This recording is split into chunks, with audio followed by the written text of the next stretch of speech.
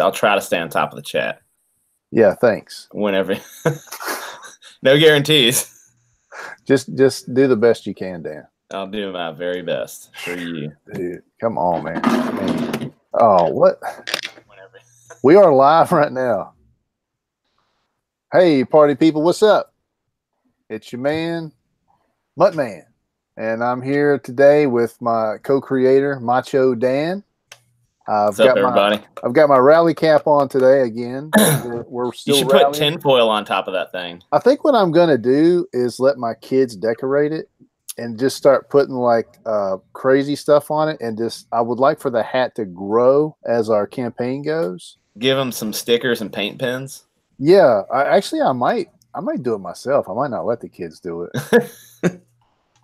Anyway, the thumbnail on the video that people could click if they're getting into it is incredible. I'm afraid I have it pulled up right now. Let's talk to our good friend Doug Garrett. Hey, how you doing today, Doug? I am doing great. How are you guys doing? Awesome. Doing fantastic, man. It's really good to have you on. Doug is the co-creator or the one and only creator of Lone Wolf. Well, I guess you could say I'm the creator, but you know, my artist Jeff, he definitely designed the character. Right, but you've written the story, and come up with all the concepts and all of that. Yeah, okay. I did that on my own. And what I know about you is you're a Tennessee boy. Is that right? That's exactly right. And are we talking East Tennessee? We talking Central, West Tennessee? Where are we at? I'm right on the East Tennessee line. I'm still in Central Time, but I could pick a rock up and throw it across the time zone. Okay, right on, man. Nice. Well, we're some Southern Virginia boys, so we got a lot in common. Probably a lot of the same ancestry coming across the Great Appalachians, and we might even have some Cherokee mixed in there somewhere. And so, awesome. Yeah, so let's get into this story and talk about it a little bit. I'm actually going. I'm as British and Irish as they like. I'm pretty sure Jason might have some, but I am not. Well, they call me Mutt-Man. I'm kind of a mongrel. I've got lots of different things. As a matter of fact, I probably don't even have a clue as to what I am, but I'm American, Jack. That's what you're a mutt. That's for sure. Yeah, I'm a Mutt-Man. All right, I got some questions for you, but before we do that, I just wanted to share my screen real quick, and I wanted to show the Indiegogo for Lone Wolf. I want you guys to see, if you haven't seen already, and probably everybody that we're going to talk to is well aware of Lone Wolf, but I want to put it on the screen anyway, and just show you guys how cool this is. So what we got here is we got our video, but I want to show some of this cool artwork from Jeff. And I'm guessing Jeff will not be joining us. Is that accurate? Yeah, he doesn't really stream yet. He has some technical difficulties he hasn't been able to get over. All right, that's no problem whatsoever. Man, 95% too. You're close, man. Yeah, we're getting close. It's gonna happen. Look at that. I know I got mine coming. I got me a book and a T-shirt coming, so I'm excited to see that. Me too, man. I'm super pumped. I think Jason and I are gonna take a picture together in our T-shirts at some point. We're gonna have to do that. I'm super pumped about it. That is awesome. Yeah, man. Oh, I got a question for you. So I meant to. Well, I'll deal with this later. I'll talk to you later about this. Okay. It's not a big deal. Dan is a professional when it comes to YouTube and interviewing. He's really, really good, as you can tell. No, I'm not. I'm go off on tangents. I forget where I'm at. I lose track of what I'm saying when I'm saying it, and then it's over with, and everybody's like, "Oh, that guy, huh?" Dan and I both have a real attention deficit problem. So when you put both of us together, we can get off on tangents. Absolutely. Bad. So just keep us on track today, Doug. Okay. I'll try. I'm not much better myself. Look at this. What I like about this is the concept of this 200-year-old Cherokee warrior. I like Westerns, and I love, especially the Cowboys versus Indians and some of the older movies. And I love shows like Hell on Wheels. You know, I like this time period of going back 200 years. And what I like about your concept is bringing 200-year-old Cherokee into our day and age. Is that correct? He's kind of present day. Yeah, he's present day, but we go back throughout his 200 years and visit his memories. And so he, you know, we'll see something that happened 200 years ago, or you might see something that happened 50 years ago. Cool. I love that. That gives you so many stories you can tell. Yeah, it gives you a lot of room to, and it keeps you from writing yourself into a corner, because you can just always go back and be able to shift some things around too. But that's cool. You can explore so many different areas of his existence. 200 years is a long time. So you could go back to like you could go back to like the 1800s, the 1900s, and you could hit all those time periods. So that's pretty neat. You know, I like he's on a motorcycle, you know, instead of a horse. Yeah, Iron Horse, man. That's right, and that's really cool. So, all right. So tell us, one thing I wanted to ask you about was these trailers, because we had a heck of a time making our trailer, and I know how much work it was. I really liked the Lone Wolf trailer. You did the voiceover yourself, and the music in it is really cool. Can you tell us how you put all that together? Well, the music is something I'm a musician, and I record a lot of my own music. And all the little trailers that I do is actual music that I've recorded that's just sitting around somewhere. Or I take it from a project that I was working on, and I might mix the vocals out or something. And I like making, like, you know, trailers and little films about things. And I never really thought about doing it. And I started doing this project, and it's like, hey, I need to be making these trailers. And I just started putting them together. Well, you did a good job, and there's this one with your voiceover, and then there's the second one, which is just it's copy and music. You know, it's just the text going by telling you about the thing, and the music. And I just really like both of them. They're everything they need to be. They're not too much. They're good and short, so you can show this promo to anybody. And you know what? It's a 200-year-old Cherokee that's killing monsters. Yeah. You know, get to the point. You don't want anybody to get bored, and the music, you know, is rock and roll, so nobody's going to fall asleep while it's going on. Yeah, it's got a good heavy driving beat to it, you know, and it definitely has a southern rock kind of feel. Are you a southern rock musician? Well, you know, I play a little bit of everything. I kind of started out back in the day, like playing in punk rock bands. Oh, cool. And, yeah. And the older I get, the more I've kind of, you know, gone towards my influences from the area I live in. So I've got more into southern rock and some folk music, and sometimes I even do a little bit of bluegrass type stuff. Well, I heard you playing the banjo on Doug Garrett one day, so I know you can play the banjo. I saw that too. I think everybody saw that. Yeah, he invites me on from time to time just to play the banjo. I would take it.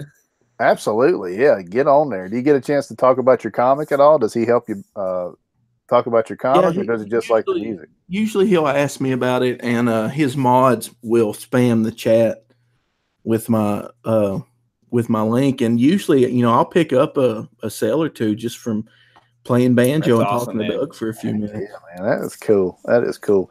You know, that's one thing about have you found that the community, Dan and I talk about this a lot. Have you found that this community, this Comicsgate community, has been a good thing for you? Yeah. I mean, there's so many people, you know, that like comic books, and this just kind of opened the door for everybody to get involved. And I find that even if somebody's worked on a project, or they have a project themselves, they want to jump in and help you. If you need anything, just post it. You know, like I'm on Twitter all the time. That's kind of where, you know, all the support I have for this book has come from me just posting on Twitter. I could get on Twitter right now and post, hey, I need a letterer, or I need somebody to color this, and somebody will step up, you know. Yeah. It's really great. Yeah, Dan and I have definitely found. Well, go ahead, Dan. You tell me what you think about that. The community aspect. Hold on, I'm putting a tweet out inviting more people to join the chat. Always give me marketing. 1 second. Always marketing. Always got to be marketing. Yeah, that's he always gets me to talk about the community. But that's probably my favorite thing about. I mean, besides being able to create this book and put it out, like that's been super exciting. But the community has helped make it happen for us, I think. And it's funny because I was very anti-Twitter for a very long time. And it's just recently I got back on and started even doing anything on Twitter. And I was like, I'll start posting and liking some other people's stuff just to see, because I need to market this thing. And this seems to be the medium that comic book folks want to use to communicate and to connect with each other. Like Twitter's just it. I found on Facebook, people will post stuff and you can get a lot of feedback on Twitter, and people will freely give you advice and information. But on Facebook, it's just like, you'll get like 2 thumbs up and it's just like not as good. So anyway, I say all that to say that, it's been really like welcoming and friendly, and people that you don't know will go out of their way to say things and compliment you. And it's just a really like positive community, for the most part, a positive community. There's drama, unfortunately, that you'll see all, on Twitter every single day. And I just try to stay out of it. And like, I think you guys are the same way. Try to stay out of it and just focus on the creative process and talking to other creators that are like-minded. And it's been awesome. I hope that's the same, experience you guys have had.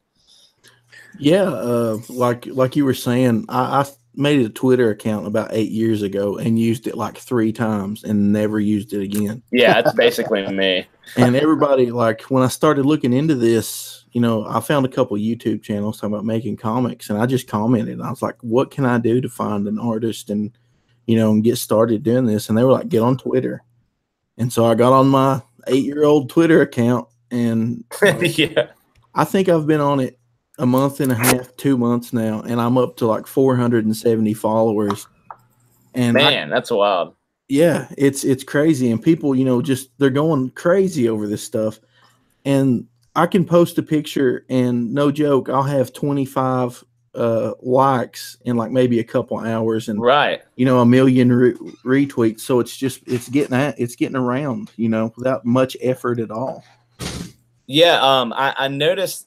So it's funny because you try to get noticed and you try to get noticed and you try to get noticed, and then you'll say one thing that you don't think is very important, but seems to resonate with a group or with a person that is connected with a group, and then all of a sudden you're blown up. And and I'm still not nearly as popular as you on Twitter, or most anybody. I'm not that popular, but I will say, I'm not saying anything profound at all, but it's nice to have people appreciate the things that you do say, I guess. Right. Yeah. It's just, like I said, there's been very little negativity I've seen, and it's always just like silly drama. It's not like, it's just, business stuff for the most part, I guess, or it's specific big name people targeting other Twitter accounts that they disagree with. Yeah. But yeah, it's awesome. I agree with you on all that. I got plenty of questions for you, Doug, but I wanted to just say that anybody in the chat, go ahead and put your questions in the chat. We're going to get to that and give you a chance to find out something you want to know about this book. It's 95% funded now, and so you guys are close. I mean, you're about $150 away. Yeah, you're close, really close. Yeah. And you got 25 days left, so I say, yeah, got it. With the momentum you've got, you're probably going to go over and make a little bit extra, so that's good. Mm-hmm. Yeah, it'd be nice. I can pay Jeff some extra money. Well, Right. it sounds like I wish Jeff was on here because I did have some art questions I wanted to ask. Maybe you got a little bit of insight, but I noticed that as this thing went along, the coloring advanced quite a bit. So we're at this stage here where it looks like, is he working digitally or did you have that colored by somebody? Yeah, it was Jeff, and he did all that digitally. And see, the original plan was, just to go black and white, not even mess with color. Yeah. And then, Mhm. a buddy on Twitter, Cal, who's working on the Shinobi Sasquatch. I don't know if you guys have seen that. Yeah. We know Cal. He's a good dude. Yeah, he is, man. He started coloring some pages for us, and he gave us some tips and stuff, and it just kept growing from there. I mean, it looked awesome with Cal's colors, and then Jeff was, he wanted to give it a shot, and it looks like Jeff painted it. I mean, yeah. Well, he's a painter is he a painter? Yeah. I mean, you like there with his stuff that we're putting in his art book, is mostly paintings, and it's phenomenal looking. It's really good. I'm really excited about that art book too, man. How'd you hook up with him? It's the craziest thing. I was just posting on Twitter, and I think that I found his art and was following him and stuff, and I started making YouTube videos, and I made a YouTube video talking about, I wanted to get into making indie comic books, and I talked about my idea, and Jeff commented on it, and he was like, hey, he's like, you should send me a message on Twitter.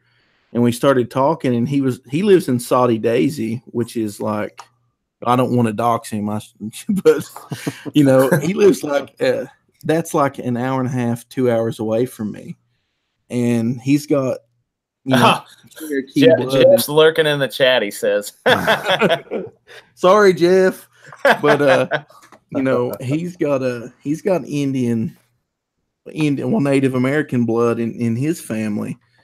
So he was really interested, and the more we talked. Actually, I'd love to talk to him. So I hit Jason with an idea a month or two ago, and so I would like to talk to Jeff because it has some it's Native American influenced, and I'd love to speak to him. But that's for something later on. Anyway.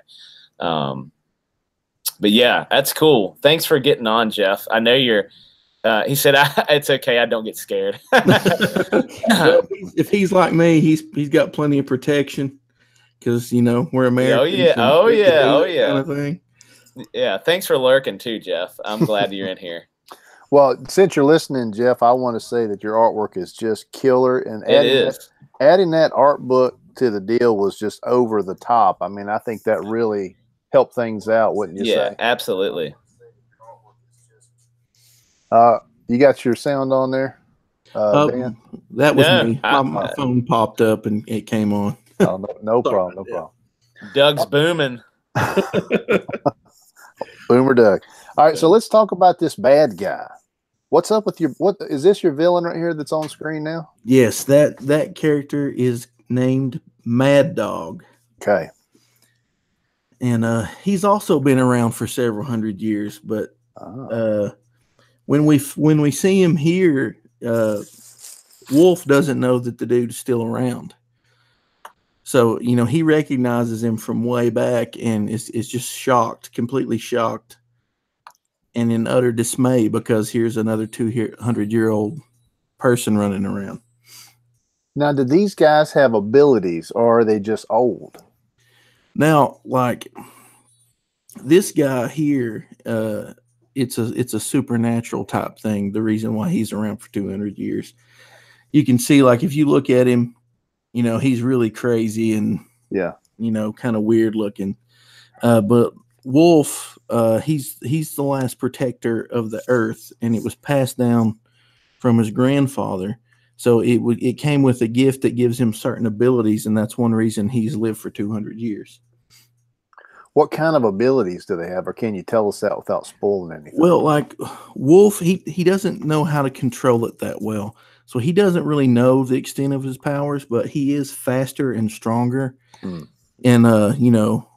he's got a lot to do with the abilities that were developed over hundreds of years of them hunting these monsters in secret. So, he can see in the dark and all that kind of stuff. Oh, that's cool. All right. So he's basically he's a monster hunter with some extra human ability. Yeah. So let's talk about what kind of monsters are in this book. I see a bunch of monsters, but I don't know what's just a part of Jeff's art book and what's a part of your story. So you got zombies, I know, in the story, right? Yeah. Well, we call them ghouls. They're a little bit different than zombies. We're kind of taking some of your traditional monsters and turning their origins a little bit, Okay. Doing something a little bit more original with them. Okay. So what's a ghoul? How's that different from a zombie? Well, they're undead, but in most lore and stuff, ghouls are servants to like vampires. Okay. Or other creatures. Mm-hmm. So these guys, are out wandering the countryside doing the work for some other evil creature. Okay. That's very interesting. So do we know? Can you tell us who the main creature is they're working for? We haven't got into the first book. Doesn't get into that yet. We're building up to that. Okay. And how many pages is the first book? It's going to be 24 pages. Okay. Nice. Now, will we see this werewolf character at all? Okay. Now the werewolf character that you're seeing, that's drawn from Jeff's art book. Okay. All right. Right on. Good. I'm gonna see it. Jason, you can come over and look at it. Dan opted for the bigger package than I did, so I'm gonna have to borrow it. Well, he uses a knife and a gun, so he's killing these monsters very physically, like you would kill a person. Yeah. See, like it kind of goes back to where he doesn't understand the powers and stuff that he was given, but these weapons have a certain significance to him. Mm-hmm. They come from like experiences that he's had in the past. That's one reason why you see the knife, but you also see the gun. Mm-hmm. The gun is an 1851 Navy, so it's not a modern gun by at all. Right here. So the weapons also have a backstory too that we'll get into later on down the road. Mm-hmm. Now, you're a gun guy. You know your guns, right? Yeah. So this is a classic model. This is what year would this gun be from? Well, if the model name is the 1851 Colt Navy, and originally it would have been a black powder pistol, but sometime after the Civil War, they converted them over to cartridge, somewhat like a modern revolver would use. Mm-hmm. So he's got a connection to his gun and to his knife. So he's going to have those weapons throughout the story, or at least for the main part. Yeah. Cool. So so this guy also has a gun. So is your bad guy? Is he basically like a mirror image, so to speak, of our hero? He's kind of. I mean, Wolf isn't so. He's not like a perfect good guy. He does what he needs to do to get the job done. But Mad Dog is just straight up evil incarnate, like crazy evil. So he looks crazy in that photo. Yeah, he's supposed to just be absolutely crazy. Yeah. Is he now? Are these where in our world are they? Is this a made up world, or is this like in America? Where are we? Well, I mean, it would be somewhat like an alternate universe. They're in America, and a lot of the history is the same because Wolf's origin story is actually based on some of my ancestors, like the story of what happened to them and everything is kind of told in this story a little bit. Now, have you you're a musician too, and you do a lot of story. You're telling this story. It seems like a natural fit for you to create a ballad for Lone Wolf. Have you thought about that, or is that in the plans? Yeah, it's been brought up by a lot of people. It seems like a natural fit, you know. Yeah, I've got a song that I wrote. Yeah, I wrote it a while back, long before I ever thought about doing this. But the feel of it fits the song so well and kind of goes along with it.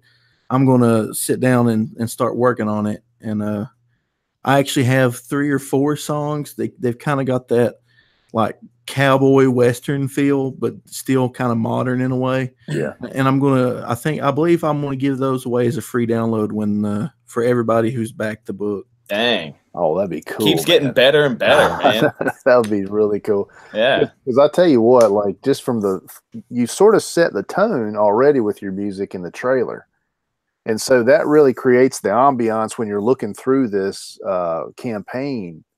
The artwork really matches up with the music and the sound, and it definitely has a marriage there that I would like to see you guys push out, into creatively, and have. I mean, to me, like I said, it's just a natural fit. I mean, the Ballad of Lone Wolf would be so cool, man. Sounds awesome. Yeah, and it would be a way. I think it'd be a way even for you to get. You could give it away to your backers. Right. But, having artwork and a whole mythos attached to a song, you could probably make a little bit of money off the song downloads as well as eventually your comic downloads. Yeah, it would be a good way to tie fans of 2 separately different things together, and kind of cross promote my different projects together. Yeah. A lot of my buddies that are in bands, they're cool with comics. It's not like something they don't go out of their way, but if something connected to their music, they would go after it. You know what I mean? Like musicians. Well, I mean, most of the musicians I know, especially guys that play rock and roll, they're more concerned about that than anything, but they're drawn to artwork like this, and they're drawn to these kinds of stories and movies. And if you could combine the 2 somehow, man, I just think that'd be a home run hit. You already got a home run hit, but I think that'd be even better. Hey, I got a question. Trey asked. What up, Trey? What up, Trey? One man fan. So Trey asked, what's your favorite part of the main character, Doug? My favorite part of the main character. I get favorite part of Wolf. What or I don't know, maybe just your favorite attribute. I don't know. Could be anything. I don't know. I do like that he rides a motorcycle an awful lot. Yeah, that's pretty cool. It's got that bounty hunter vibe. Is he going from place to place? Yeah, he's on the road. One thing that kind of influenced me on this is I'm a big fan of the show Supernatural. Okay, right. Oh, cool. I've heard it's really good. I've never watched it. Yeah, like they're just traveling from place to place and hunting down monsters and stuff, and I just really, I kind of connected with that. But I was a big fan of Ghost Rider as a kid. Back in the 90s, the early 90s Ghost Rider was fantastic. It was so good. So good. Later on they brought Johnny Blaze back, and he was a dude. He pretty much, rode around on a motorcycle with a shotgun shooting at things. He reminded me of like the Highlander TV show. Yeah. And when I started, thinking about this character, I was like, man, I want this guy to ride around on a motorcycle. And it's cool. I just thought it fit. I think it fits the character, because riding a motorcycle is more free than him riding around in a car. Yeah. He drives like a Kia, and he jumps out with his like leather jacket open with his abs showing, and he like hits the lock button. Boop, boop. We're trying to sell this comic. It's not. No, I'm just saying it wouldn't be the same. Oh man. Well, you know what? I mean, I think it's just awesome.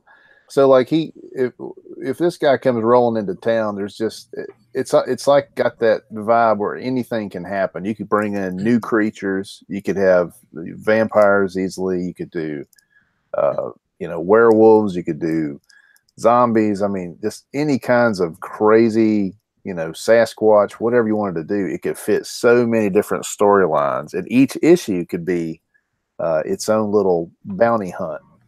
Yeah, we kind of wanted to throw back to in the 70s when they had like the DC monster comics where they'd have like a one-off monster comic. Kind of wanted to do that. Like every issue will have a different monster. Man, I love that's that. Cool. Idea. Yeah, I like that a lot.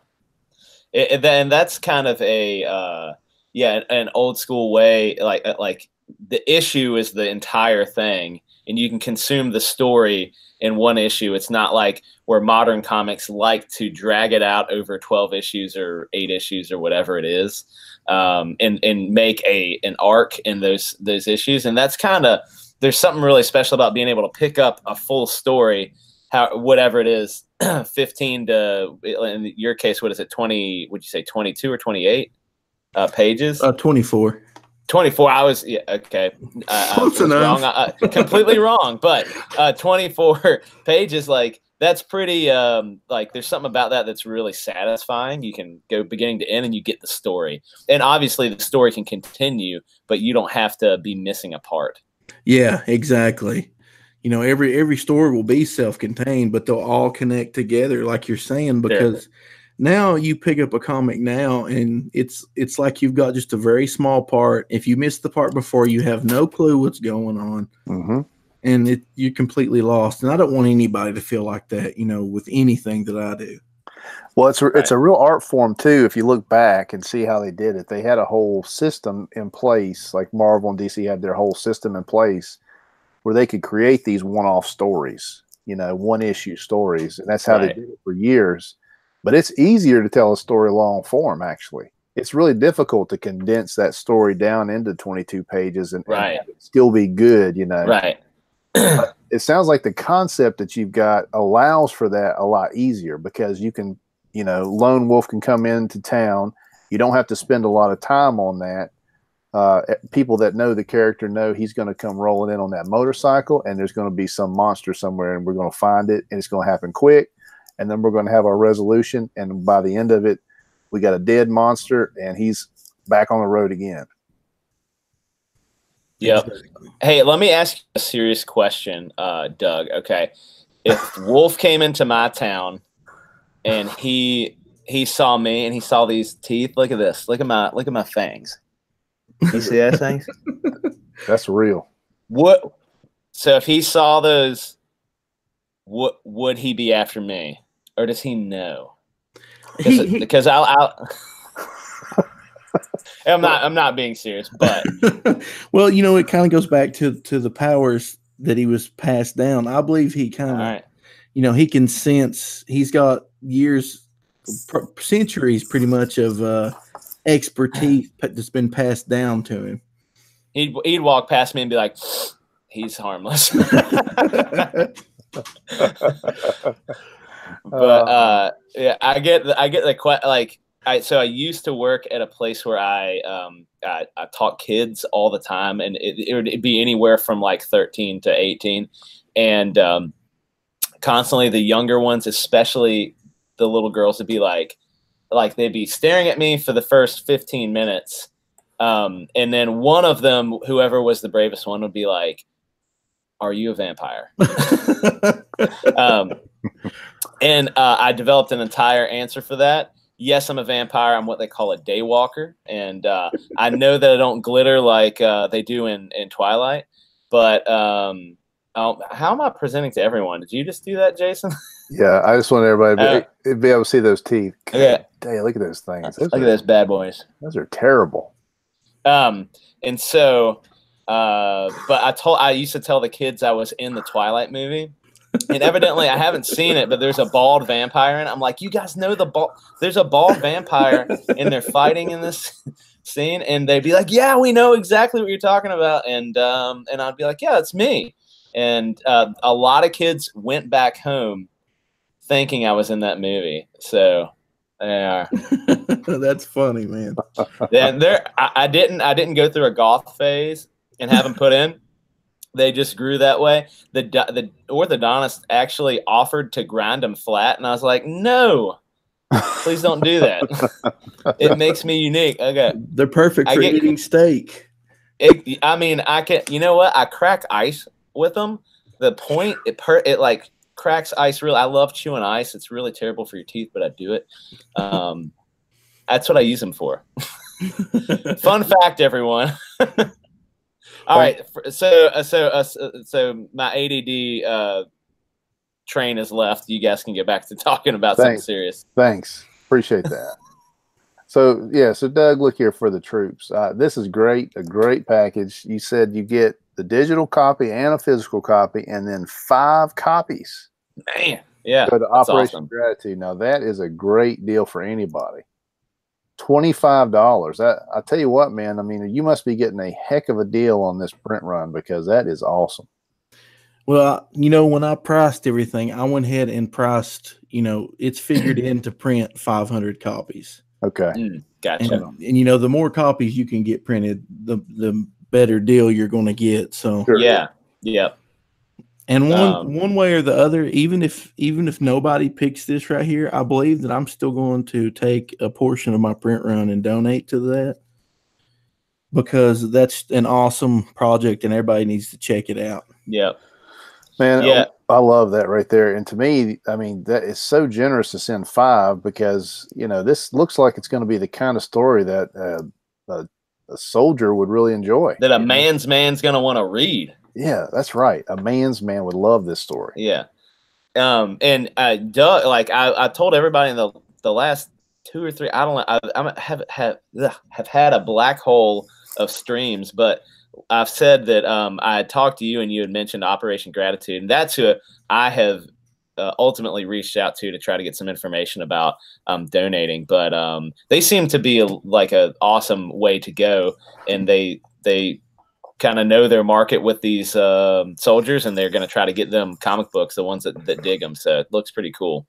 Yeah, I don't know if you guys have seen the comic on Twitter, Wolverton. I have seen it. That guy was, I noticed that he had donated some, and I asked him about it, and he was telling me, you know, you can get on their page.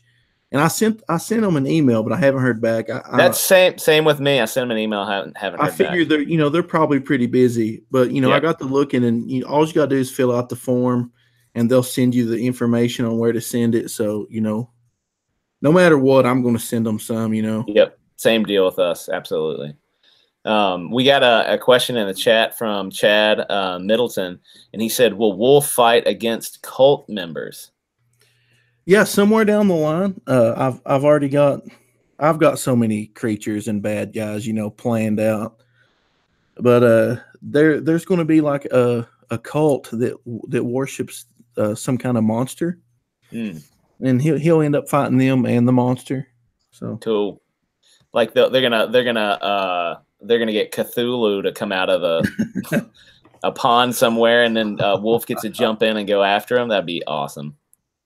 I want to see you go back in time. I mean, I like the sound of all these stories, and I'm in, but I'm really very interested in like the different timelines, especially if it's an American-based thing. Like what American history timelines are you most interested in exploring? Well, there's going to be a big section of the Old West in there. Mm-hmm. Cool. I love Westerns. I grew up watching Westerns with my grandpa. Yeah. I love Clint Eastwood and John Wayne. It's going to, there's going to be characters that are American, essentials that I want to put in these stories. And I definitely want to do like some gritty American, like 70s stuff set in the cities. That's awesome. I love that. Nothing's gonna be, out of bounds. I'll do whatever I want. That's one reason I wanted the character to be this way. I want to kind of pay tribute to everything I love, but kind of add, my own twist to it. That's cool. I think the 70s, like I would love to see that. Wolf walking down the street, and there's like ladies with big old hair, and like that's gonna be killer. What'd be cool is if he went up against the mob in Vegas. in the 70s. Oh, that's a great idea. Yeah, that's awesome. That'd be a fun one right there, because you know Yeah. the mob goes way up, but what if the mob was in Vegas was actually being ran by a creature of some kind? Exactly. Or maybe the mob was the actual cultist. Ooh, Oh yeah, that's good Oh, too. That's yeah. real good. I like that idea. Look, you heard it here first, folks. You can take it and run with it, man. You can take it Yeah. and just enjoy that. But wouldn't that be cool? And so many different timelines like that. Like even you could go back even to Woodstock in the 60s. You could go back to he could be running through old west towns, going down one of the main highways back in the 50s. Yeah. Chad Middleton said American Indian Werewolf in London. Dude, we got to see a werewolf. Are we going to get one pretty soon or what? Yeah, I believe there's going to be an appearance of one in the book, I believe. Cool. In the first issue? Yeah. It's not going to be a main creature or anything, but there will be a picture of a werewolf in the book. Well, Jeff can draw a werewolf so freaking good. He's got the werewolf down. Yeah, it would be a shame for him not to. Right. Put Yeah. in the book. It would be a crime. Look at that thing. Yeah, we got to see Lone Wolf go up against a werewolf. That's We awesome. got to see that. Yeah. And he's got to have a silver bullet in that. What is it? 1851? Is that what you said? Yeah. Is it 1851? Yeah, 1851 Navy. Man, Okay. cool. I Cool. want to see that. That's the storyline I want to see right there. I want to see him hunting this nasty looking thing down and killing it. Yeah. Look at this gnarly. Look at Jeff's artwork here. Look at this gnarly cut right here. I know. And look at this little cut right here. And then check out the dog drool right there on the lips. Can you see that? That is amazing. I feel like drool and like any object that is like wet is so difficult to do right. And like that looks like the drool is just flinging off his teeth. It's so good. Well, I tell you what I like about this artwork is that, yeah, there is a realism to it, but the realism, and this is what I like about a lot of different artists that I follow in comics. When you can take something that is it's unrealistic, right? Like the forms and everything are exaggerated, so it's unrealistic.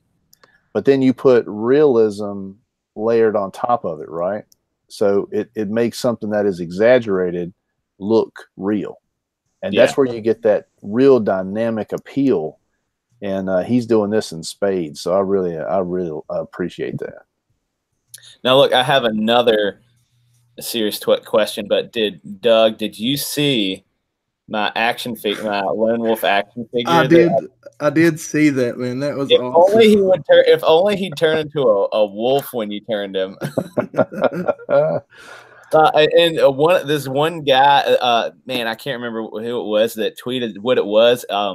It was Tonka Supernaturals, and I went back and I went on Google and just like Googled that and looked up photos, and I saw more toys that I remember having when I was a kid, but this is the only one that survived. But Wolf right here, he's staying with me. You'll have to find your own, I guess. All right. Well, I have all my toys. I was over here playing earlier, having a big fight scene downstairs. My daughter joined me. It was great. That's awesome. Show your toys again, man. I had it on present. Man. Dang. We got Lone Wolf right here. Oh man, I can't even see myself. Hold on. We got. I'm gonna call him Lone Wolf. Man, seriously, does anybody remember Centurions? Do you guys know Centurions? I remember Centurions because one of the dudes looked like Tom Selleck. Yeah, exactly. I think he was the green guy, and I have him somewhere. He's missing a leg because I found it in the bottom of the box earlier, but he's somewhere, and I found his helmet randomly in my car like just a couple days ago. And then like this guy right here. Like you talk about a cool detailed, like you talk about a cool toy. You could put goo in this dude's head, and it would like come out of his mouth and stuff like that. That's cool. That's a cool toy when you're a kid. Yeah, I had that one. A lot of these toys I had. Ninja Turtles. Yeah, we must be like pretty close to the same age. Yeah, I'm like I'm not gonna say how old I am. Hold on, I know I got something else good down here. Like Bebop and Rocksteady. I don't know which one is this one. I can't remember. That's a Bebop. Ninja Turtles. Bebop, right? There's another word. Like this guy cracks me up. Look, Jurassic Park. Like he's got a sweet radical backwards hat, and it's suns out, guns out, no shirt. Like who's letting this guy take people around Jurassic Park? Yeah, if you bring your if he was working at my park, you'd be getting fired. Like you can't do that. Oh man, I don't know. I got some, Jason will like this. Like I got another cable. Check that out. Space cable. Man, that is a ridiculous cable. Look at that. Look at those shoulder pads. That must be a Rob Liefeld cable. Oh well, yeah. I'm sure Rob Liefeld. He does have. Look, he has a lot of pouches. How many pouches he got? Pouches and shoulder pads. 1, 2, 3, 4, 5. Like whatever these things are. Got pouches everywhere, man. Anyway, I have another box I gotta find. I have a bigger box than this box I have now. I'm gonna dig out somewhere. So I thought you were gonna set up a battle today. You tweeted you're gonna set up a battle. Oh no, I know. I have photo. I'll put it out here in a little bit. I have photos somewhere. You set them up? Yeah, man, I set them up, and Izzy came home. And I was like, let's get a battle going. Didn't last long. Actually, my younger daughter is the one that came down here, and we ended up, it ended up mainly being her knocking them down, but it happened. So, yeah. Anyway, what kind of comics were you into, man, when you were coming up? Doug, what kind of comics were you into? Well, like I remember the first comics that I ever read. When I was a kid, I didn't read a whole lot, and I remember my mom and dad was trying to get me into reading. So they brought me the Archie series Ninja Turtles. And I remember my first Spider-Man. I had an Amazing Spider-Man, and it was like the first appearance of the character Cardiac. And it was like Mark Eric Larson or Eric Bagley or Mark Bagley. Yeah. I was just a kid, but that got me hooked on comic books. That's cool. Forever. So is Bagley your favorite artist? He's probably my favorite Spider-Man artist. I heard that he's a jerk in real life, and that's kind of disappointing, but I always love his Spider-Man. I got a comic signed by him, and he was pretty cool. At a show. I went to a show down in Carolina, and he gave me a signature. And I'll be honest with you, man, I'm not a big Bagley fan. Yeah. So I could have done without it. I had the first appearance of Carnage, and so I had it with me, and I knew he was going to be there, so I went up and had him sign it, and yeah, he signed it. He was cool. That's awesome. Yeah. But I was always mostly like a Batman fan. Batman's been my favorite up until the last few years. I haven't read any, and I like a lot of Alan Moore stuff, like his Swamp Thing run. Oh yeah, that's probably one of my favorite series ever. Is Swamp Thing. Are you saying that you didn't get the Batman where his wiener was sticking out? No, that actually ruined my old Batman comics for me. Every time I look at them, I'm like, oh no. You just see Bruce Wayne's bulge. Oh man. Yeah, I don't know what they're thinking. I don't either. That's just insane. See, that's what I'm saying. People. All right, I'm gonna get on my soapbox just a little bit, and then I'll get off of it. Okay. Here we go, Doug. Brace yourself. Comics aren't comics anymore, right? That's not comics. Doing something like that has nothing to do with what comics have ever been or ever were intended to be. They're trying to make people that are at the top of the food chain in these companies are trying to do things to change comics fundamentally change them. And it's not working, man. Like, why would you show Batman's Wang in a comic book? That stuff doesn't, it just doesn't work. You know, like Right. it's not, there's no fan base that's going out and just, they can't wait for that issue to come out. Most guys that are going to buy Batman are like, huh? You know, they're like, why would you do that? Okay. I mean, it'd probably be worth some money, I guess. You know, like it just shows a disrespect for comic books in general. And I can't stand that. Well, something that bothers me is why, if you're aiming something at adults, why does it have to have a naked man in it? Right. Yeah. I mean, I watch plenty of movies that I don't think kids and stuff should watch, but it's, you know, it's non-adult because it has naked people in it. Yeah, the problem is that like what is the target audience for comic books mostly? What is it, like 13 to 18 probably? It's like, well, I mean, older but now. is it? But Yeah. but still, like kids are going to go into those stores and pick those books up, or like, you know, that's messed up. Well, see, And like, did it have a warning on it? Did it say like you know, explicit? I don't know if it whatever. did or not. But I mean, didn't. like, you know, I'd hate to pick it up and say, like, you know, I wasn't around and some kid was like, one of my nephews came and was like, hey, look, Batman comic book, and pick it up and see a naked man in it. Right. Yeah. I mean, I have kids and they dig into my book. If I have books upstairs, like, it's known that it's fair game. Like, if the books are sitting on my box that's in our room, like I have boxes down here and I have a box in my room that's like my reading books that I'm trying to go through, and like they know, you know, don't mess them up. But if they're there, you know, it's obviously something, if it's sitting out, that I trust them that they could get into. And if that was sitting out and my kids read that, like, we'd have a long talk afterwards. We'd have to have a long talk afterwards, I guess. I'm pretty sure if I would have bought that and then seen naked Batman, I probably would have just threw it out. Yeah, that's. I mean, that's not good. I hate to be that way, but I mean, you know, I'm not going to sell it to somebody else who might be like, "Hey, kid, I got you a Batman comic." Right. Chad Middleton just said they made Spider-Man bisexual with Johnny Storm. When did that happen?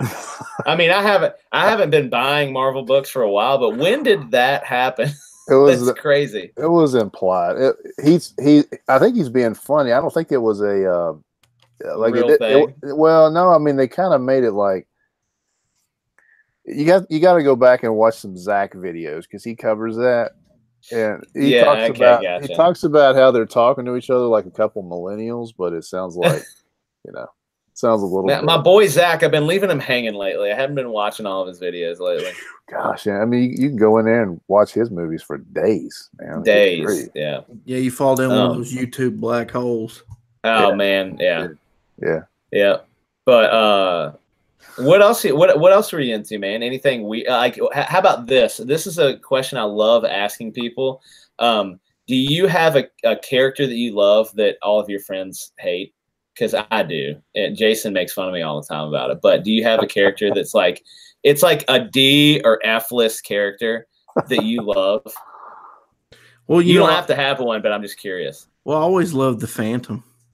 The Phantom. Phantom's cool though. Like Golden Age Phantom? Like Golden Age, and then Marvel did a couple of like they did like a 4-issue thing. Yeah. Back in the 90s, like mid 90s, that was really good. Yeah. But you know, most people don't think the Phantom is cool. I even like the movie that has Billy Zane in it. I like that movie. That was all right. It was all right. I mean, his purple outfit was kind of funny, but it was good. It was before comic book movies, so they did it in a way that was kind of interesting. Yeah, it was almost more. It was just like an adventure movie with a guy wearing a purple and black full bodysuit. But it was I think the Phantom's pretty cool. Yeah, it's a little too cool for this conversation because just brace yourself for Dan's favorite. Go ahead, Dan. I guess I had to ask the question, so I got myself into it. But let me preface this by saying, just say it. Just tell them who it is. So everybody probably knows my affinity for Cable, but probably my favorite terrible character is Shatterstar. I love him. I don't know why. Oh, you love the pony too.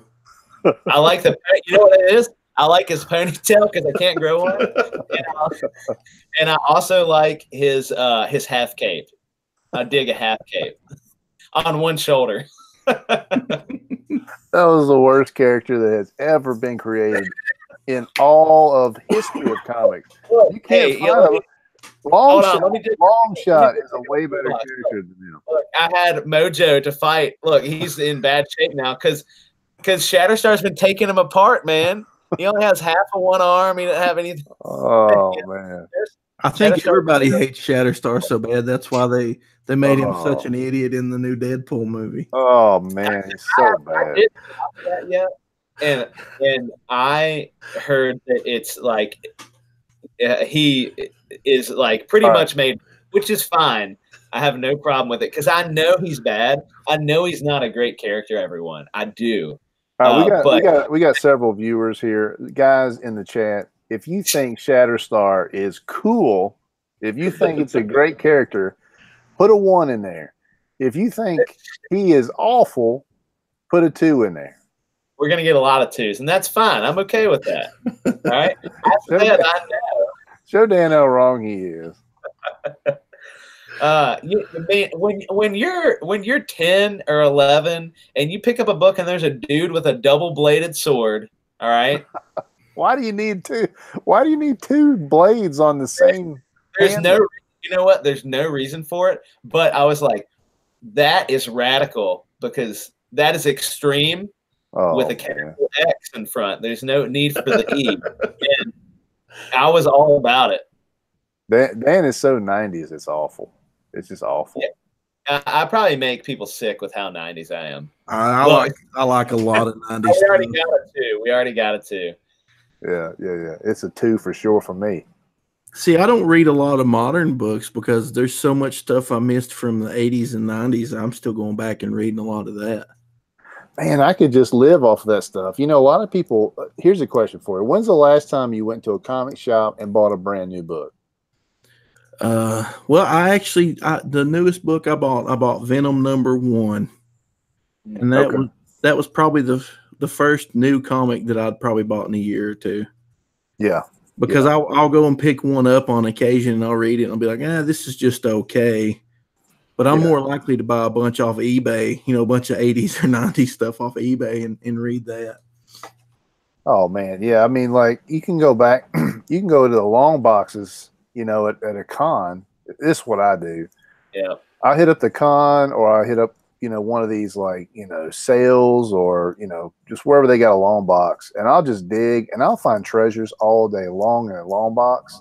And that's all I need. I don't need to go and spend $5 on a new book that is like 18 pages after all the ads, and it's not satisfying, Yeah, I agree. I was getting, I had a pull and hold for a while at a local shop and I was getting, so this artist right here behind me, it's this deer and he's kind of zombified looking deer.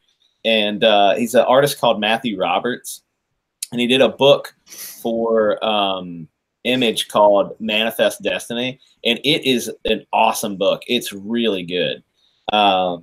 And so anyway, I was getting that thing for a long time. And I recently, I stopped my pull and hold earlier this year and I haven't bought a new one since.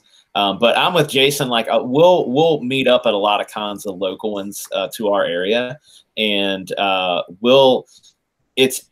a lot of times kids are there. So it's not as deep as it can be, but when kids aren't there and we can stick our noses in those boxes, like Jason will come up and be like come up for air. He got out of the house, down a stack and then he gets to work on making a deal with the you gotta say he's a master. You gotta see him at work.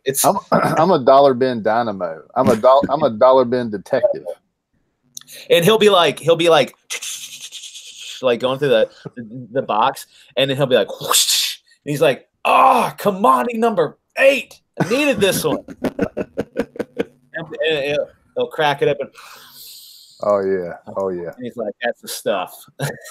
Yeah, that makes my day. And he'll sit there and flip flip through all the pages. But you know what? That is, if you want to see pure joy on a grown man, like you go to a con with Jason and you watch him find a commodity that he doesn't have in his collection, he's gonna lose it. Man, you know me so well, brother. You know me so well. I'll watch you when you have your little man moments with those books. I love it, man. Doug, do you like to go through dollar bins or? Well, yeah, if I get the chance. Where I live, I'm way out in the middle of nowhere, and so I don't get sometimes the job that I do, I work with people that have intellectual disabilities. Okay. You got a little audio issue. Do you have that too, Jason? Or is it just me? Yeah, I'm hearing it.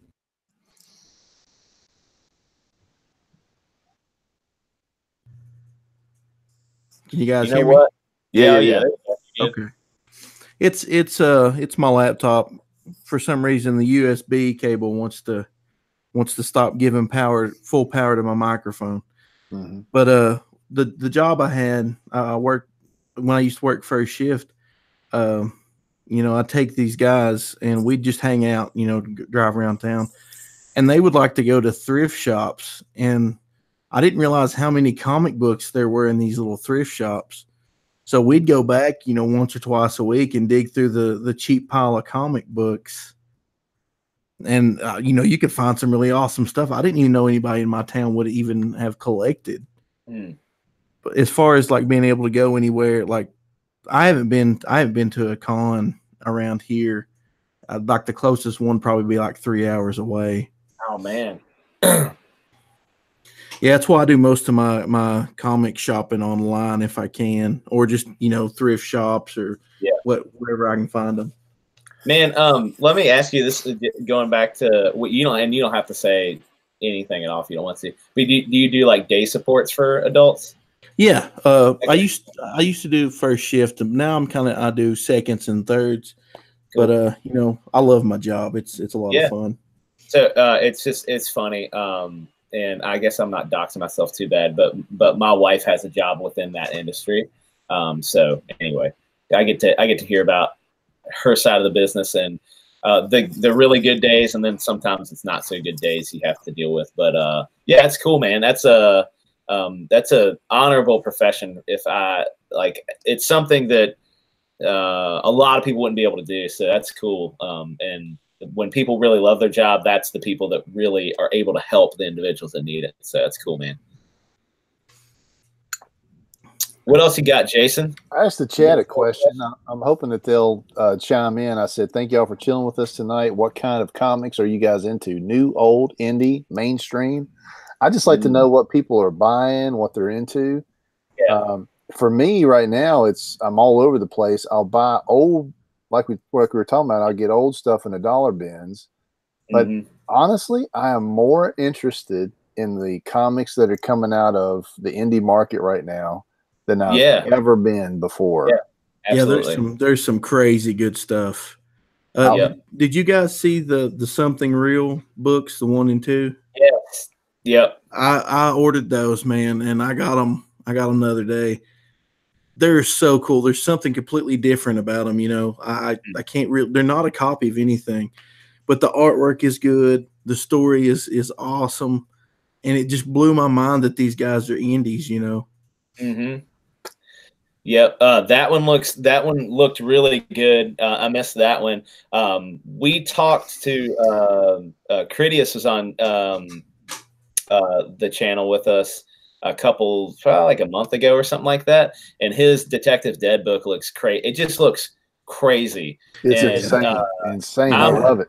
Yeah, and I that's something Jason and I have a lot in common. Like, we're just into crazy fun, off the wall stuff, and that thing has all of those things and more probably.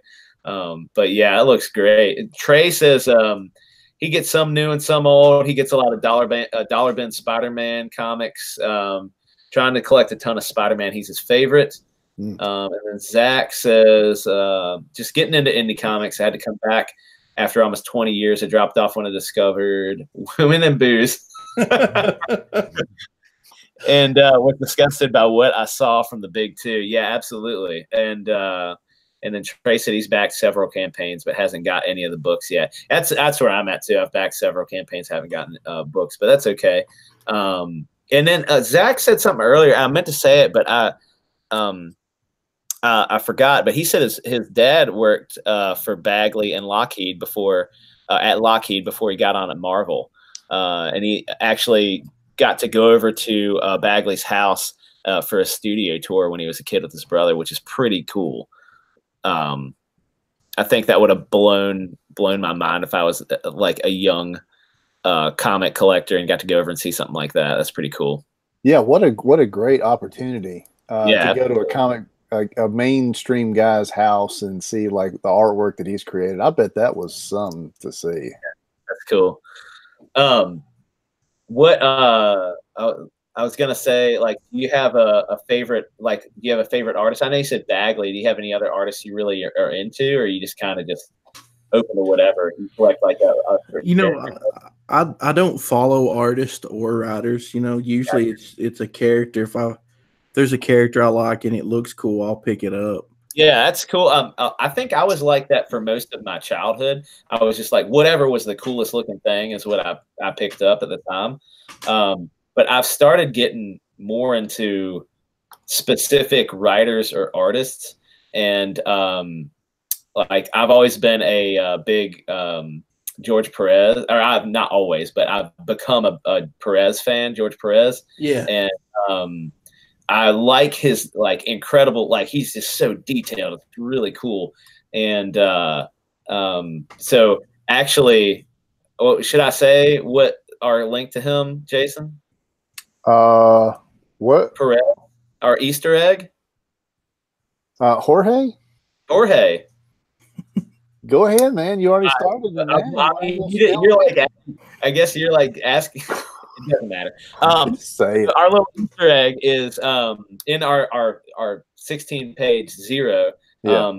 There's Dr. Perez, who's in the wheelchair, Yeah. and we named him after George Perez, Jorge Perez, because he's incredible. He's an incredible artist. Yeah, yeah. That's awesome. Yeah, that was something like I definitely got into watching him. We got a lot of chats. Go ahead, man. Read off them chats. Said he's very closely following the Call of Duty Zombies comic. It's closely tied to the stories in the Call of Duty games. I've played Call of Duty, but I am not up on Call of Duty. I play Star Wars Battlefront. That's what if I play a game, that's what I play. And let's see, Chad Middleton. So anyway, but Trey, if you have issues to suggest, I'd be into checking them out. Chad Middleton said, have you guys tried the Comixology app? Yes, I have tried that app.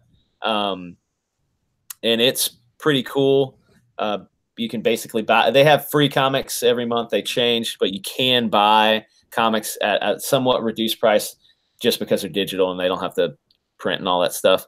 I have the Marvel Unlimited app, which is basically the same thing, but it's unlimited. You can read anything. And if there's a company that I'm going to read more so than others, it's going to be Marvel. But the nice thing about that is I can go back into like Bronze Age stuff and read runs of like Kirby and Perez and whoever I want, or any age really. But it's pretty cool. You can go back and read, like the Winter Soldier story arc is incredible. Like the ones that are iconic story arcs. So that's what I've been getting into.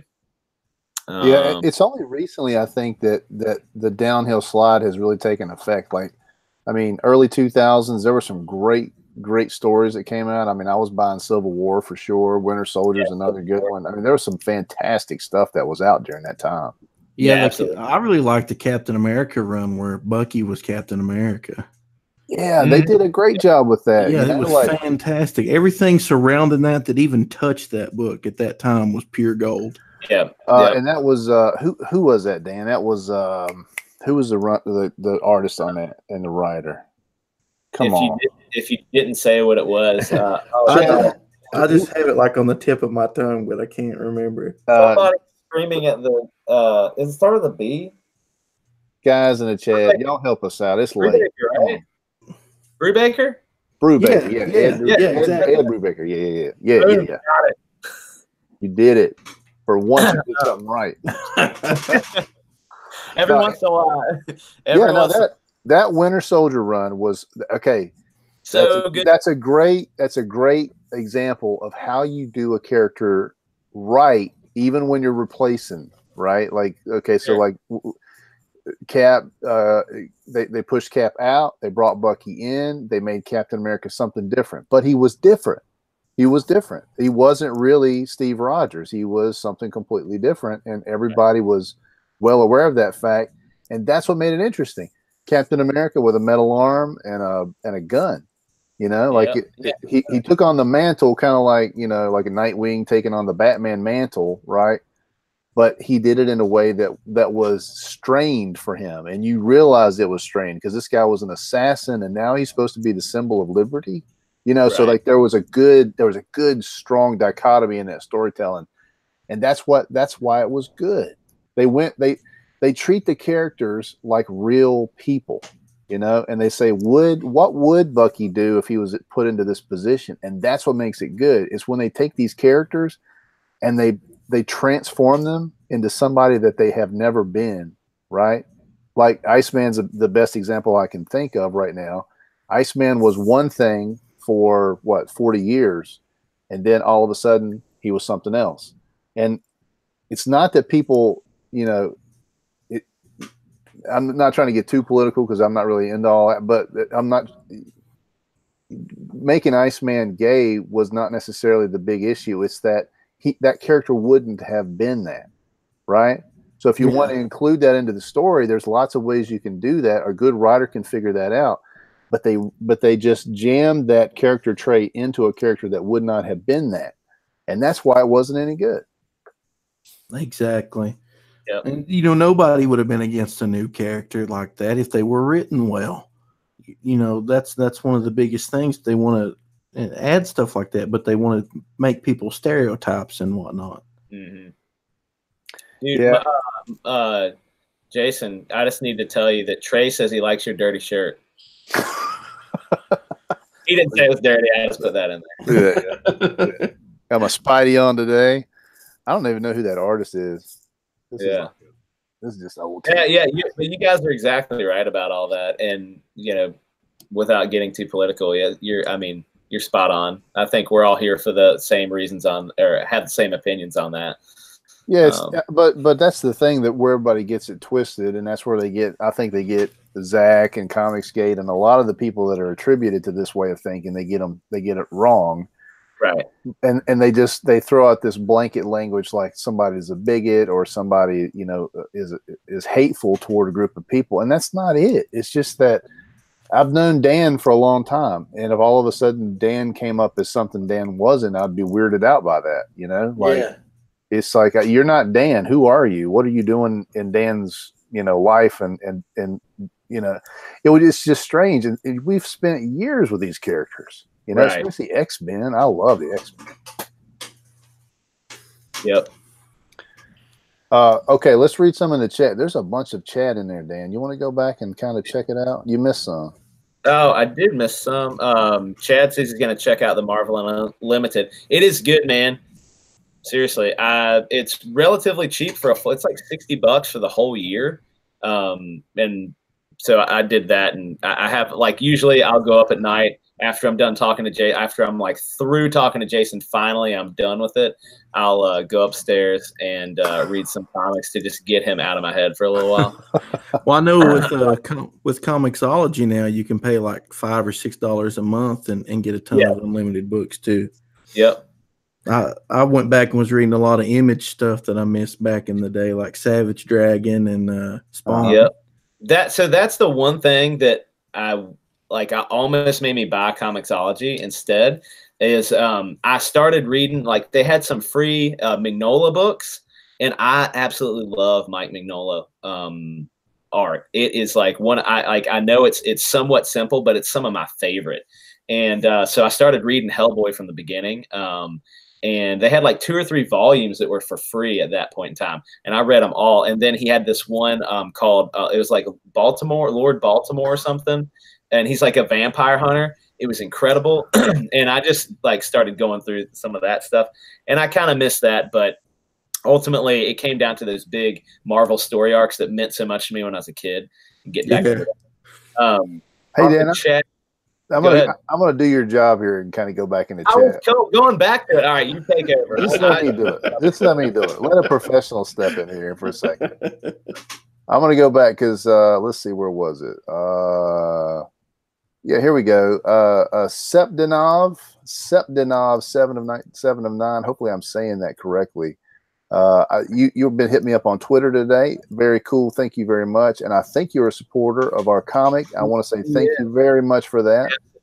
Absolutely. He says, I like supporting indie creators. I've backed 3 fellow Tennesseans projects. My neighbor's success is my success. Now, that's a great way to look at it right there, guys. And a lot of what we're seeing in this Indiegogo Comicsgate scene, even just indie comic scene, is that it's kind of like garage bands. I think I've heard a lot of people saying that, just about how this is like a garage band kind of movement. There's lots of great local storytellers, and if you can tap into who's in your area or who's just kind of in your part of the world, like, if you're a Tennessee guy and you got 2 or 3 guys in Tennessee that are creators and you want to support, that's great. It's a great feeling to know that you're supporting somebody in your own state and that they're cool people, right? Absolutely. I agree. That guy, he's been a big backer of ours, man. He's really helped us out and really spread the word around. He's a real big, he's a big fan in the indie scene, and we really appreciate him. Yeah, absolutely. And it's cool to like I said it last night, and the access you get. So for not only for creators, like we're making this book and we've had access to creators that have already made other books, and that's a big deal to us. But just anybody can talk to the creators of these books, and like in other big, like you can talk to the big names if you get on like Tenaple or EVS or whoever, and that's huge. But just having access to the we're Jason and I are literally nobody, but it is cool to, I feel like, have the access if you want to talk to us about whatever, about Jason's dirty shirt or whatever, you know what I mean? He asked, I don't want to even try to say, so I'm just going to say 7 of 9. He asked today a great question on a tweet that I had put out about our comic. And it was a question that needed to be asked, and I didn't even think about it, Jason. Like, we didn't kind of even really, like, we talked about what that perk was going to be, between you and I, but we never really said, like, this is kind of what to expect, page numbers and stuff like that. But that was a great thing, a great question. And obviously, he's buying these books to support, but he's buying them because he loves comics. And so seriously, 7 of 9. Thank you. That was cool to be able to connect with you that way. Yeah, great question, and it definitely made us kind of put sort of real numbers next to that. And I started thinking about it like, okay, we got a goal set of 8,500. That particular perk is $800, so that's about like 10% of the book. So 10% of the book would be about 5 pages because we got a 48-page comic. And so that's how I came up with that number. In case you're wondering, is that basically is the value that you're buying would be 5 pages worth of the comic. Now that's not like 5 pages of that's 5 pages with the character present, introduced, and moving through that part of the story. Because we got a 48-page comic, we got to get a lot of story crammed into that 48-page comic. But for 5 pages worth, you could be the villain. You can be in our comic. We will put your face on this person, and they will be they will have a power that you, or an ability that you will help us define. So I think that's a pretty daggone good perk. And I think that's awesome, man. Yeah, we're gonna have fun with that one. Killer. So Trey hashtag one man fan says, that's right. When you write a good character, I won't care about what their character traits or personal preferences are. I thought that was a pretty good comment. Yeah, it kind of goes back to, like if you're writing about a Southern character, right? And that's how you start out, then you need to keep that going. Like Rogue is a Southern character in the X-Men, and she needs to maintain that quality of personality all the way through the arc of her character. Yeah. Let's see. Bruce Patnall, he says, I forgot you guys were on. Sorry, just back Lone Wolf. I'll catch Hero this weekend. Thank you very much, Bruce. And we are very excited about your project. Wrecker. The Wreck. The Wreck. I keep saying Wrecker for some reason, but it's the Wreck, and it looks really cool. And we've talked about that on this show, actually. Yeah, absolutely. Trey said he's not sure he prefers physical comics over digital. He prefers physical over digital for the most part. I agree with you, Trey, 100%. But I got that as just a way I can read books before I go to sleep. Like if I just sit there with the iPad and I can flip and I can absorb a lot of those story arcs without having to like piece them together here and there. Like I still have runs that I try to make up, but that's pretty good for just casually reading instead of like really hardcore collecting. Look at this comment from Chad Middleton. He says, I can't see Spider-Gwen without Robbie Rodriguez now. That is so how stupid. That guy must have been out of his mind when he decided to do that. And who's in charge that lets stuff like that happen? The same guy that let Batman's dick get in a man. I don't care what company you are. I don't care what business you got. That don't fly. It don't fly nowhere in the country. It don't fly. That you can't do that and keep your job. That is unbelievable. Yeah, I wouldn't expect to have my job if I sent somebody, like, hey guys, check this out. That shows you what they think about EVS and the Comicsgate movement. They despise it. They hate it. And they would let that kind of behavior go by without any recourse. Right. I mean, that shows you that the level of hatred they have. It's almost like you're treating people like they're not even people. Like they're just some idea that you hate. They're not even a person. Right. When something like that's allowed to go by, that's so disrespectful. Anyway, I don't want to get on my soapbox, so let's just move on. Let's see. 7 and 9 says fans get to interact in a tangible way with independent creators. Both Hero and Lone Wolf offer customers a chance to be in a cool comic book. Yeah. And that really is something unique because a lot of these books have those kinds of perks where you can have your, like in Lone Wolf, you can be on a tombstone, right? Yeah. Right. And did you guys have some people that got that perk yet or no? Yeah, I think we had 4 tombstone perks and they're all gone now. Oh, nice. That's awesome. Cool. Yeah, 7 or 9 actually got 2 of those today. Dude, man. That's a good dude, man. That's awesome. Yeah. Yeah, it's cool. Trey says something about the page. Turning the pages is an integral experience for me. I totally agree with you.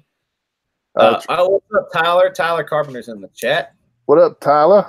What's up, man? Thanks for joining. Thank you. McNolan's art is simple, but gosh dang, try to replicate it and you realize how hard it is. That's the truth, man. It's simple, but it's just, well, I don't know how to draw. Like, let's get that out of the way. But it's beautiful and it looks so simple, but I can imagine that it's just incredibly difficult to make. So I'll stop talking about McNolan for a minute. Yeah. Yeah, Trey's talking to 7 of 9, asking who the Tennesseans are. Apparently, he's an Alabaman and wants to back some Southern boys as well. Yeah, maybe we should start a whole new line of Southern boy comics below the Mason Dixon line. We'd have our own particular spin on that, and I guarantee you one thing: wouldn't nobody be sending pictures of body parts through the mail to us? Yeah. We got a little bit more. Couth than that. There wouldn't be any male genitalia in our comics. Absolutely no. All right, let's see here. 709 says Doug TeNaple, Antonio Bryce. Oh, he's listing the guys that are Tennessee boys, and that's right. Doug TeNaple, Antonio Bryce are. What do you guys think about Antonio Brand? What do you think about Brand? That one's interesting, but I haven't made a purchase on that yet.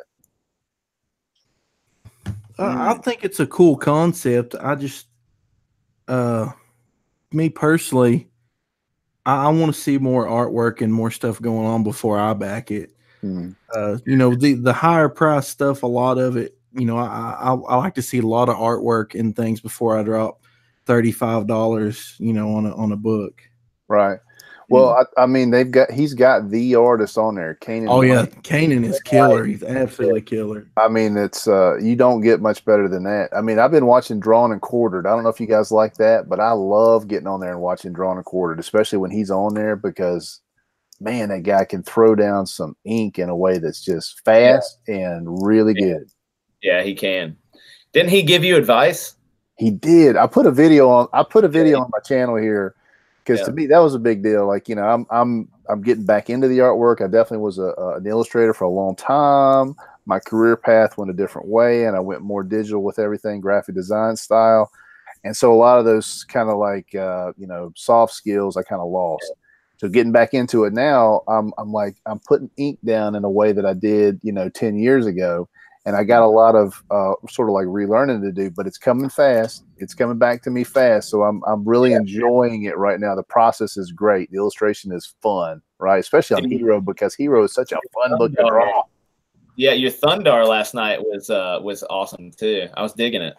Oh man, and you know what? Just it's all about what you love. Like if you're drawing something that you're kind of like, you know, like if you handed me if you asked me to draw like Shatterstar. Shatterstar is a wonderful example.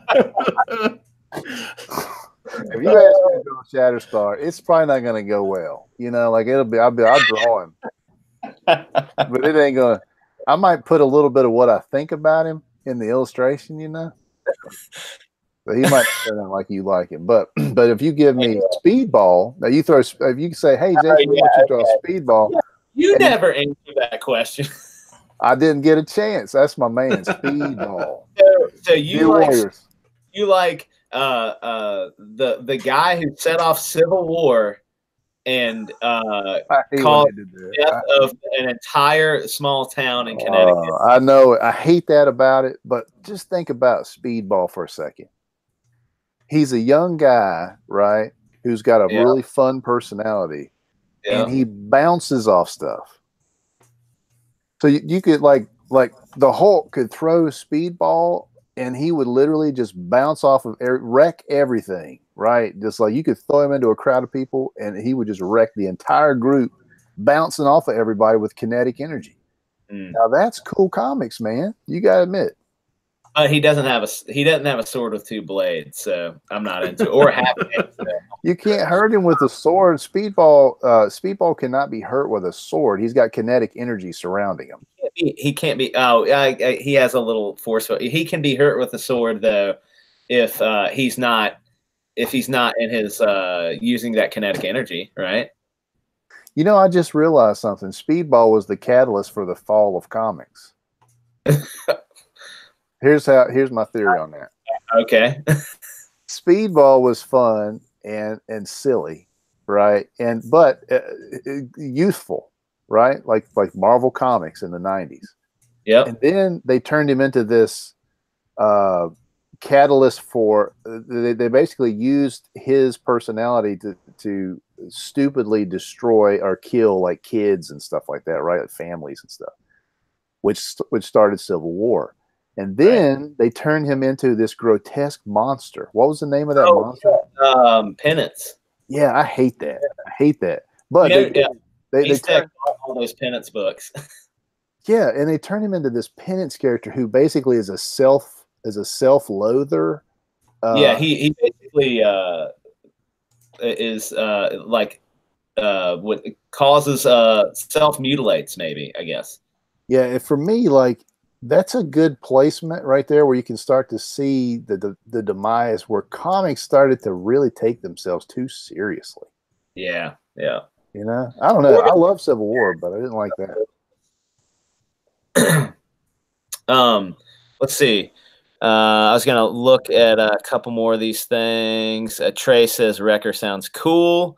7 of 9. I trust the teams I invest in to deliver an excellent product, and that's really cool to hear some backers say stuff like that. I mean, like, you are trusting us. We know you are, because you're putting money into it. But that's really what it comes down to. You know, you're trusting the team that is putting it together to give you what they're selling you up front.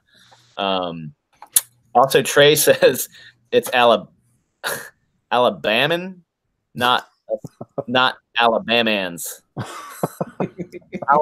Is that how you say that? I don't know. Trey, don't correct me, man. You're supposed to be hashtag one man fan. You don't correct me. I'm just kidding. I love you, man. I'm just kidding with you.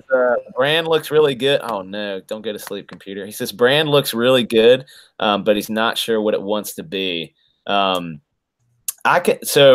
the villain, Dark Santana, I don't understand it, but I'm willing to give it a shot, I guess. I think he's gonna. I think that's a good team. Like Antonio and Kanan, they're going to come up with something very interesting. And I've listened to a lot of interviews with him, and I think his concepts are really good. It's just that people that are looking to invest in it, well, just like you said, Doug, they're looking for pages, sequentials, right? Like, we want to see the group, like what happens. We want to see a couple of like pieces of sequential art, not just pinups.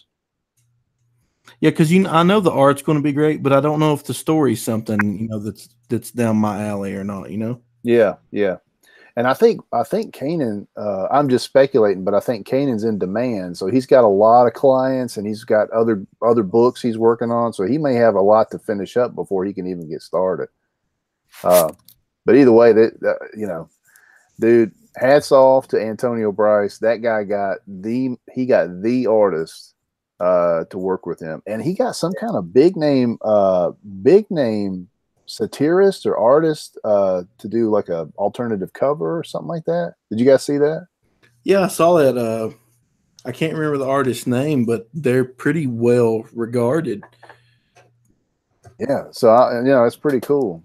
So we got Corvus in the chat. What's up, Corvus? What's up, buddy? Trey says you should give Corvus a mod status.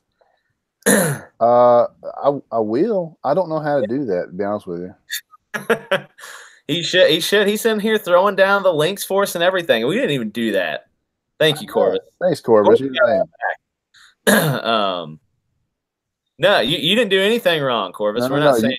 No. Yeah, we can give you mod status if you want it. I just don't know how to do that, Corvus. So let me look and see what I can do. Oh, add moderator. That's it.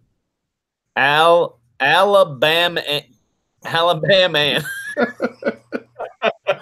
What did I say, Bamman?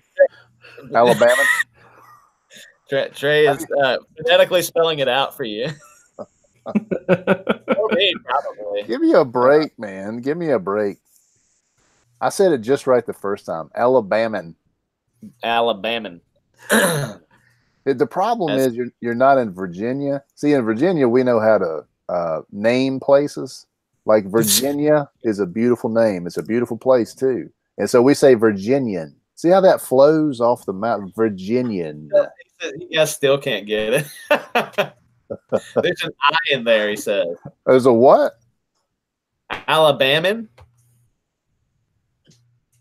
Oh man. All right, you know what? I'm just gonna let Dan, when we talk about Alabama, Dan, you get to take over. Look, wait a second. My wife just sent me about 6 text messages in a row. Let's see. Trey, tell me if it's right. She's watching.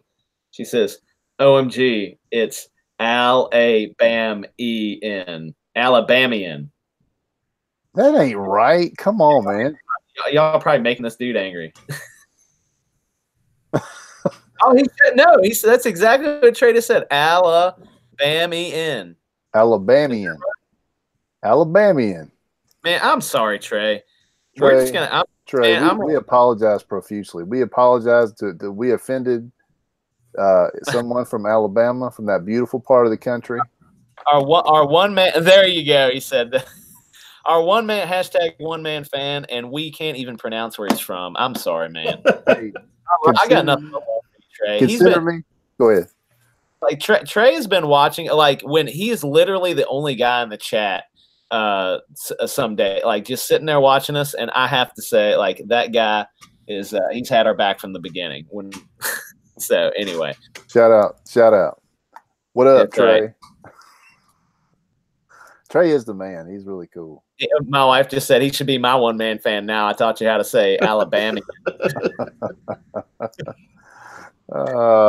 That's great. And you know what? I learned something today. It's all right. Haha. I'm used to this. Our state is like the most obscure. Well, not anymore. Not anymore, brother. I know how to say it now. Hey, we've been on here quite a while. And Doug, I didn't want to keep you longer than you wanted to be on here. I think we've actually pulled you probably an hour and a half now. Oh, hey, I've had a blast. You guys are great to talk to.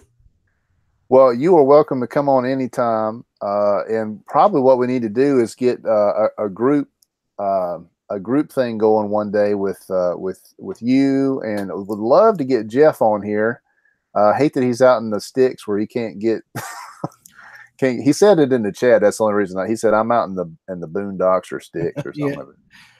So yeah, but I'd love to get him on here sometime. So Jeff, if you could, if you ever could, we'll definitely like to have you on and talk about that art book that Dan's going to get, and I'm gonna steal it.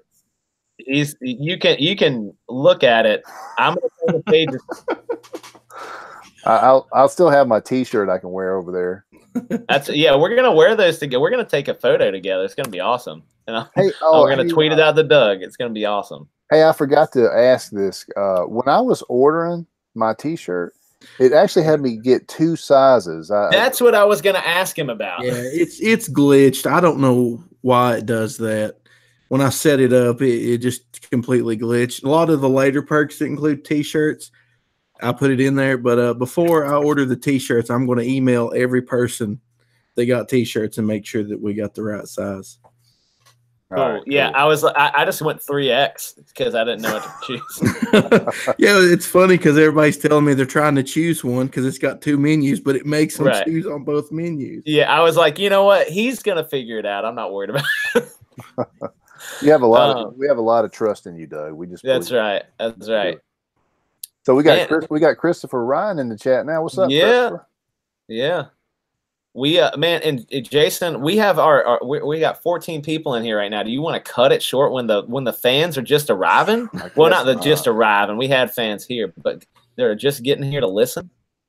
Yeah, well, let's do a quick recap of everything we talked about. Ready, go. All right, Jason likes kid killing superheroes. I like classy. Come on, man, classy, not cool superheroes.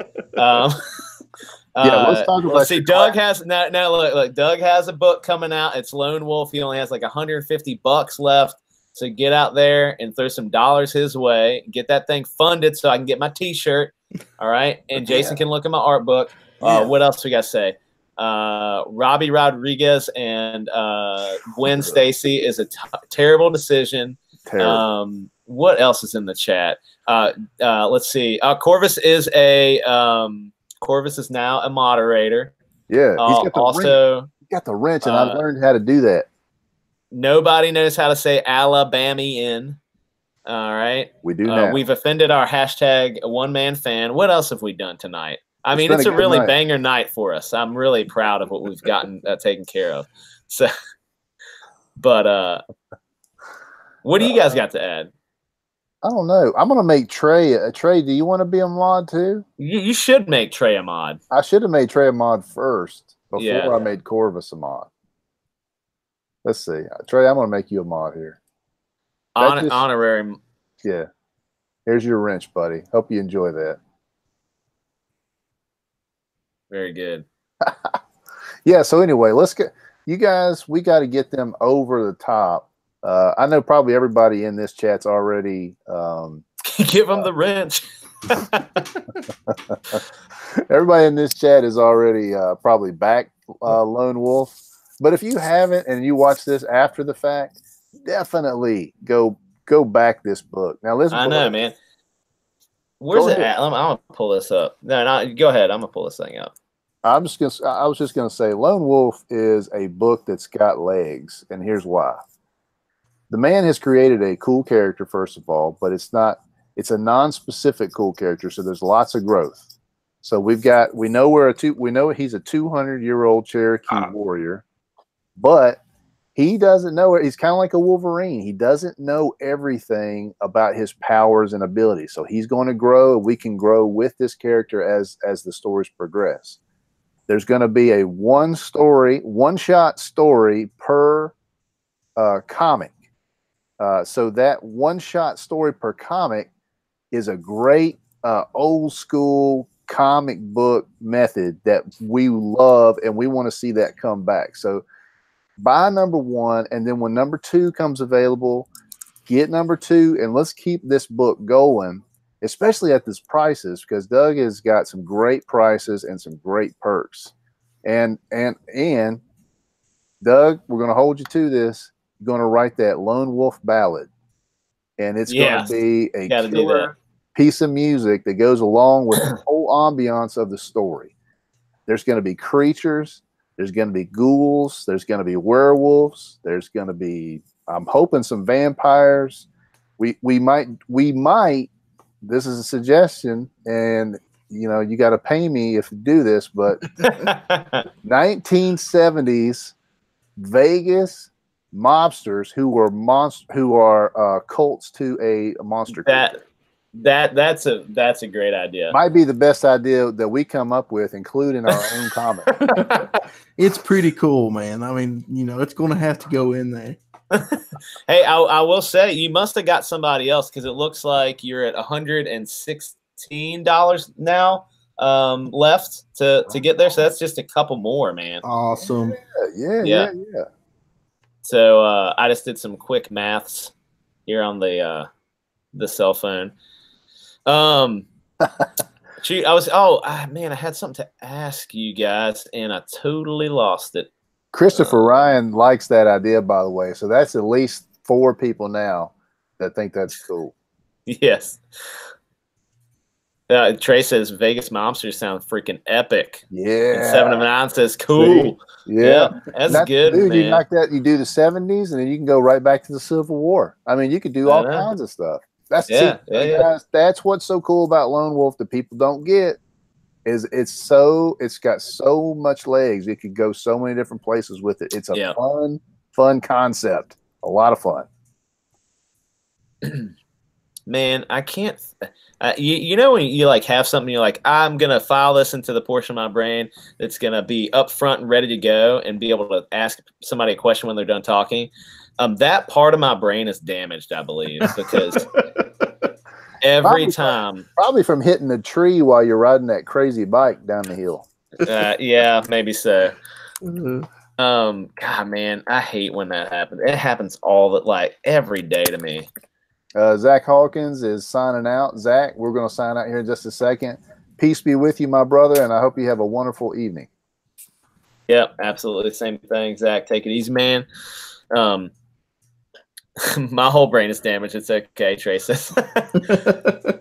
Man, I say that portion of my brain, but my brain is probably, my wife's upstairs like shaking her head right now, probably. Dan, let's go ahead and get this to the finish line, brother. Let's do it. All right, let's do it. Go for it. I don't know what you want me to do. Well, I already gave my pitch for Lone Wolf, so let's talk about Hero before we head out. You can get Hero right now on Indiegogo. Okay, so go to Indiegogo and type in Hero, Hiro, Blood of Patriots. That is our title. Hero. Get it right. You know what it is. Hero, Blood of Patriots. Our comic book is a fun, kick butt, page to page, 48 action-packed pages of wonderful old school fun comics. We've got a little robot that will go onto the back of a dead, deceased American soldier and will bring him back to life and turn him into a hulked out super soldier that can do major damage to those Ruskies. We're fighting commies in this comic book. And if you think that's cool, you're going to love all the different directions that we take it. Yeah, so if you like fun comics, that's what we're all about. Get on there and back our comic, and we're going to put out the absolute best comic that you can possibly get. And that's what I'm saying. I love this story.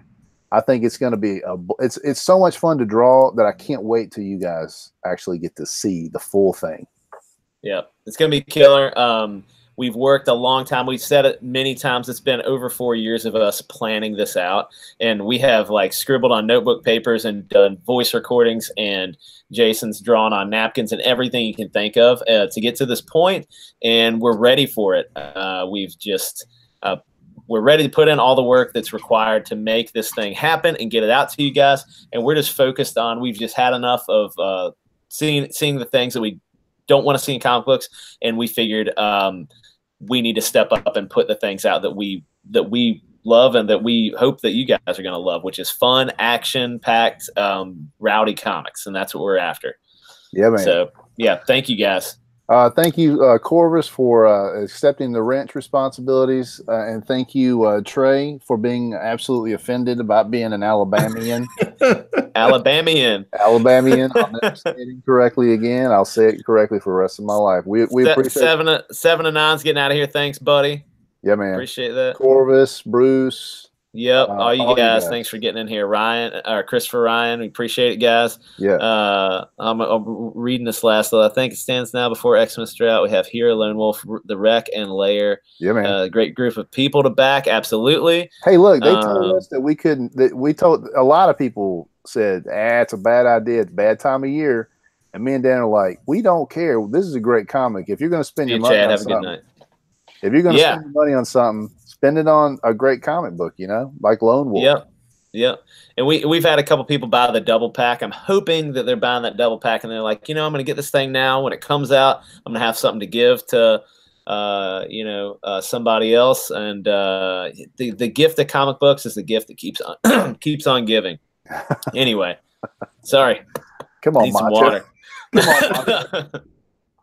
Come on, thank you very much to our guest Doug for being on the show, and man, come back please again. Yes, man, it's a great time. Definitely. We want to hear about all the shipping woes, and we want to hear about all the fulfillment nightmares. So we will be ready. See all the paper cuts on your fingers. Yeah, the 1,000 signatures that you're gonna have. That's right. I know, man. Are you doing signatures real quick? Are you doing signatures on everyone? So many people seem to want them. I think I'll ask and see, if everybody wants them, because I know some people don't care and some people do. So I'm gonna go ahead and say, put that signature on mine. Yeah, right. Mine too. We were talking last night. I mean, it's your one chance. You don't know. I mean, yeah, you're going to make more Lone Wolves. It's going to be a great series. It's probably going to go on for decades. But worst case scenario, this is the only comic book you ever make. So put your signature on that baby. And send it do out. it. Well, I'll do it. Everybody will get a signed copy then. Cool. Yes, sir. Hey, all right, Bruce. Take care, man. I'll see you in the chat. All right, guys. We're going to close it down. Thank you very much, and peace. We out of here. Yeah, peace, guys.